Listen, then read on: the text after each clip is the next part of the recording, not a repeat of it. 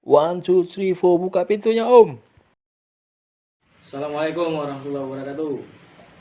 Kembali lagi kepada channel saya, Rumah Om Yopi. Kali ini sahabatku, kita bicara yang agak seram-seram. Walaupun suasananya pagi, tapi kita akan membahas berkaitan dengan hal-hal makhluk astral. Apa kabar Pak Indra? Alhamdulillah. Alhamdulillah. Jadi kali ini kita membicarakan, kebetulan beliau expert di bidang hal-hal itu.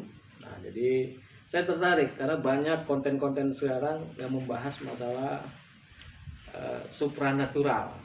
Gimana Pak Indra, sehat? Alhamdulillah. Alhamdulillah. Apa aktivitas sekarang Pak? Ya, seperti yang biasa saja. Iya, Kadang-kadang ya kegiatan rutin harian lah. betul harian ya. Pak Indra, Ya. ini kan banyak nih sekarang nih konten-konten yang kita lihat di YouTube ya, membahas masalah makhluknya astral gitu ya, ataupun supranatural. Nah, konteks ini ada perbandingan nggak Pak? Ada perbedaan nggak Pak di zamannya Pak Indra ketika saat itu dengan zaman sekarang? Apakah ada perbedaan dalam hal-hal itu? Oh, kalau menurut saya perbedaannya sih sebetulnya boleh katakan sama sekali tidak ada. Tapi yang sangat menjorok untuk sekarang ini bahwa banyak generasi-generasi sekarang yang kurang begitu meyakini atau mempercayai hal-hal tersebut. Alasannya Pak? Ya karena mungkin saja karena pengaruh perkembangan dari zaman ke zaman ya. Iya. Sehingga hal-hal yang seperti itu mereka kurang begitu bisa dapat meyakini karena mereka sudah cenderung untuk melihat istilahnya dalam suasana yang pasti gitu ya. Karena supranatural itu juga bisa dikatakan bagian daripada empiris. Nah, empiris ini kan yang tidak mungkin bisa saja mungkin, itulah kira-kira. Iya, gitu ya. iya. Tapi kan anak-anak sekarang justru hal-hal seperti itu sekarang lebih ingin, mereka sifat tahu itu ingin lebih lagi gitu Pak. Nah, banyak kita lihat ya hal-hal yang tidak mungkin mereka connectingkan ke hal-hal gaib gitu kan. Nah, ini kan menjadi hal yang katakanlah hal yang biasa kan. Kalau sesungguhnya hal ini dikatakan biasa dan dikatakan tidak biasa itu lumrah. Kenapa?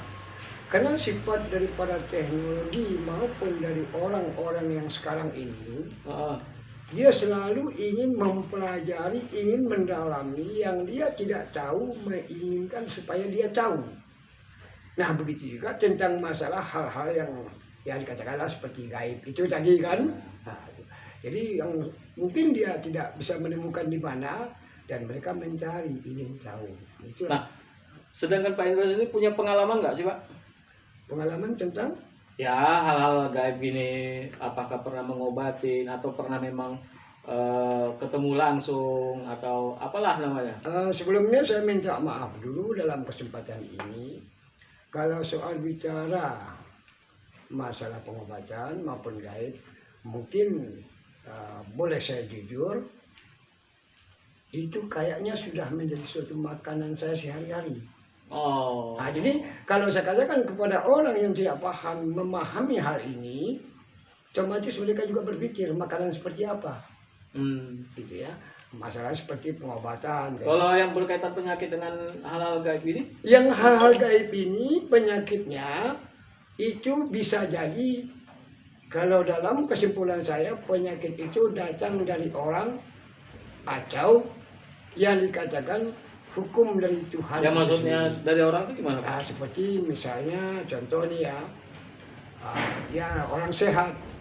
Mungkin saja seseorang menggunakan cara sistem dengan ilmu zikiran mereka, dengan ilmu yang mereka tahu, sehingga orang itu mempunyai sugesti untuk jatuh sakit. Karena sakit penyakit itu jatuh pertama dari hal pikiran. dihantui orang tersebut, maka kenalah dia dengan penyakit hal yang saya maksud adalah gaib gitu. Penyakit kan banyak sekarang yang katanya santet lah atau apa. Boleh dikatakan santet, bisa jadi termasuk kelompok itu, karena santet itu dari orang membuat sesuatu permainan santet, dikirimnya kepada orang sesuatu punya santet, kena santetlah orang itu. Ya itu. Jadi kalau saya mengatakan ya, untuk hari ini tidak menyalahkan nama santet, yang saya salahkan penyakit dari orang dan tumbuhnya kepada orang. Itu banyak jenisnya, bisa saja misalnya seperti, maaf nih Pak ya, seperti Sumatera Barat zaman dahulu punya penyakit seperti Biring, si Jundai, itu dari Sumatera Barat ya. Ada lagi, ada juga penyakit namanya disebutkan orang itu seperti penyakit gasing tengkorak gitu ya, itu daerah Sumatera Barat. Kalau di daerah Jawa dan lainnya lain lagi, teluh, guna-guna, santet, hanya beda nama. Pak Indra yakin gak dengan itu? Kalau saya masih sampai hari ini meyakini. Apa dasarnya Pak? Karena dasarnya itu santet itu lahir daripada sifat manusia. Nah, jadi bila mana manusia itu masih mempunyai rasa iri, dengki, dendam, satu kutukan timbullah sebuah penyakit. Ada dua. Kalau enggak yang ditujunya yang sakit, kalau enggak gila. Tapi ada satu di daerah, saya nggak sebutkan gitu Pak ya. Misalnya nih, saya sambil ngerokok boleh? Ya boleh silakan santai. Saya kalau nggak ketemu udang garam merah Pak, pusing kepalanya Pak. Nyebut merek nih ya. Ya. Nah, Pak Indra ini bawaan dari lahir atau memang belajar Pak, atau gimana Pak? Sebenarnya saya ini nama saya In Akasia ya, untuk saya luruskan, mohon maaf sebelumnya Pak ya. In Akasia atau Ki In Jambrong, itulah nama saya yang biasa dikenal orang. Satu, saya sesungguhnya memang jujur adalah turunan. Turunan. Tapi karena saya selalu juga dari umur belasan tahun sudah ngikut orang yang menggali ilmuwan yang arah ke situ, sehingga sedikit-sedikit saya kumpulkan.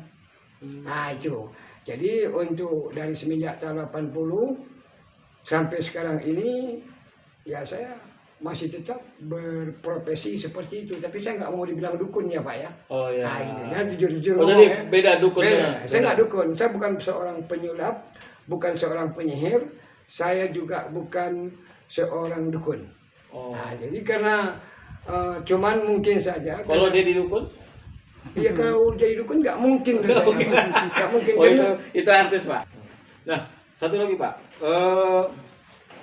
Ada beberapa orang mengatakan setiap diri manusia ini, ya dia mungkin ada turunannya, tapi ada yang disebut namanya kodam. Kodam itu ada orang yang menjaga dia Pak. Nah, begini Pak ya. Nah, itu gimana menurut Pak Indra? Begini Pak, kodam itu adalah suatu sebutan yang sangat mudah diucapkan. Ya, kodam itu kalau menurut saya, mungkin salah.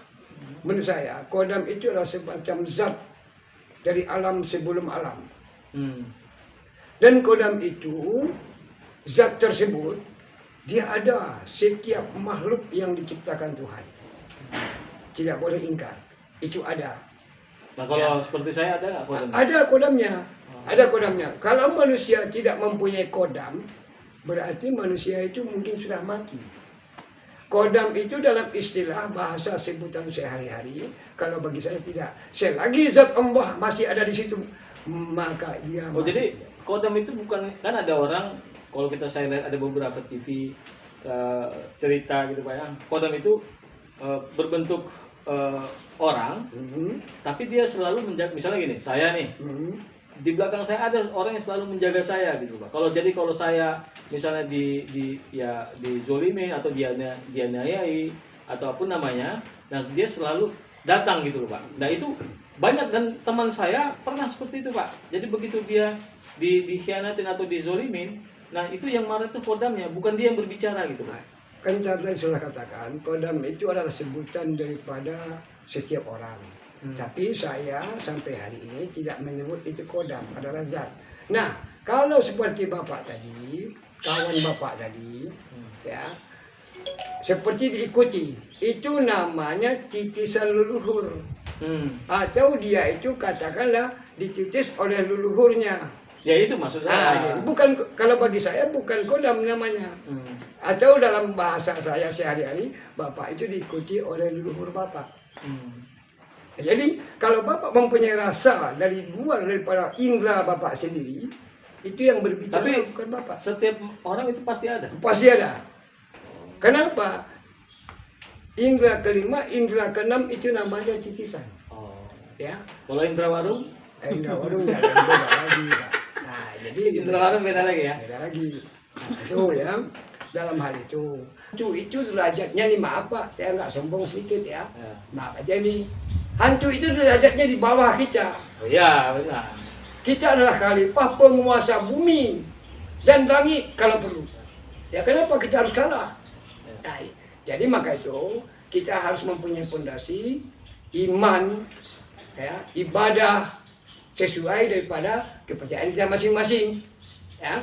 Jadi kalau di agamanya A, ya tingkatkan ke A. Kuasai dirimu sebelum kamu menguasai yang lain. Jadi masalah. Nah, itulah sambil Pak, nih maaf Pak, sambil ngopi-ngopi Pak. Saya sangat serius sekali dengerin Bapak cerita ini ya. Benar. Memang Pak Indra itu memang luar biasa lah pokoknya. Saya jadi lupa minum Pak. Iya, ya. Nanti malam kita main domino kan? Insya Allah.